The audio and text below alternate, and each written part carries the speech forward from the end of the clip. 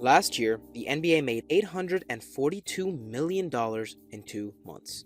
That is just over $14 million a day or $584,000 every hour. Now, if you're anything like me, you're asking yourself, how the did they do that? Quiz time. Do you think it's A, gambling, B, drug money, or C, what I mentioned in the title of this video, aka the playoffs? Tough one, I know. Well, for those of us above a first grade reading level, the answer is obviously gambling.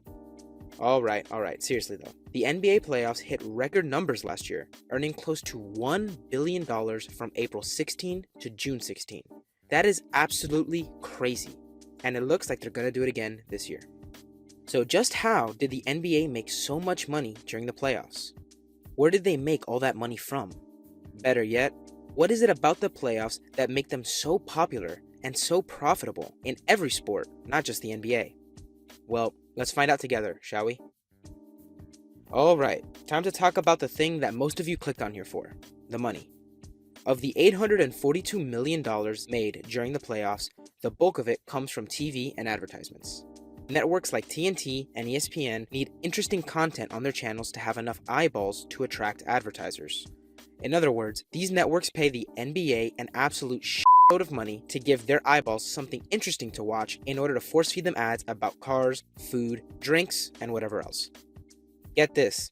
TNT and ESPN re-signed their contracts with the NBA during the 2016 and 2017 season for $24 billion throughout the following 9 years. Man, I'm in the wrong business. Next in line for the most revenue-generating income stream is merchandise and sponsorships, which accounts for over $1 billion annually. This usually comes in the forms of the NBA selling their own merch, getting a percent cut off team-specific merch, charging companies like Adidas to exclusively use their products during games, and putting advertisements on players' jerseys themselves. The last of the main revenue streams involves the ticketing and concessions of attending games live. While this definitely does contribute to how much the NBA makes, it is not one of the primary sources. This is because, number one, unlike advertising and merch, there's only enough capacity to seat, and therefore make money from, a select amount of people. And number two, ticketing is primarily a team business, with the NBA organization as a whole only getting a small cut. With those three revenue streams combined, the NBA is raking in some serious cash year-round. However, because of the extreme popularity of the playoffs, many of their rates for sponsors, advertisers, and other clients go way up during the postseason, allowing them to make almost $1 billion in 2 months. But what makes the NBA playoffs so popular? This is not just an NBA thing either. I mean, look at the Super Bowl. It's infamous for charging millions of dollars a second on advertising because of how popular it is. Well, what if I told you that the reason why the playoffs are so successful is the same as this? That's why you see a brick with the freaking Supreme logo on it going for $30 in store and reselling for $1,000 on eBay. Yeah, I wish I was kidding. What the playoffs and Supreme have in common is that they use similar psychological principles to up the stakes, and therefore the demand, of their products. Everyone knows about the classic limited run tactic that many fashion brands like Supreme use to create a sense of urgency to their products. In consumer behavior, this sense of urgency and wanting to buy a product now, out of fear that it will be gone later, is called psychological reactance. All sorts of companies are continuously coming up with smarter and smarter ways to take advantage of psychological reactance and getting you to give them a bit more money than you initially wanted. For example, another way companies take advantage of psychological reactance is by creating flash sales.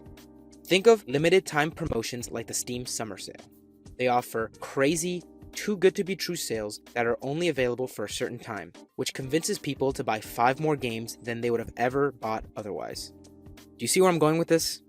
The playoffs is just one giant, elaborate project designed to create psychological reactance.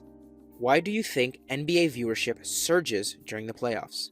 In the regular season, sure, losing sucks, but it's not the end of the world. Now, losing means you're out. There's higher stakes now. This unique take on limited availability is genius and extremely effective. I mean, just look at these stats. In 2021, when the Bucks won the championship, the city of Milwaukee brought in a crazy $57.6 million worth of economic impact into the immediate area just off the handful of playoff games played in the city. If that doesn't show you the power of the playoffs, nothing will. I wanted to upload this video for people to watch while the finals were still going on. So comment below who you're rooting for down in the comments. I got my money on the Heat. Thanks for watching. Peace.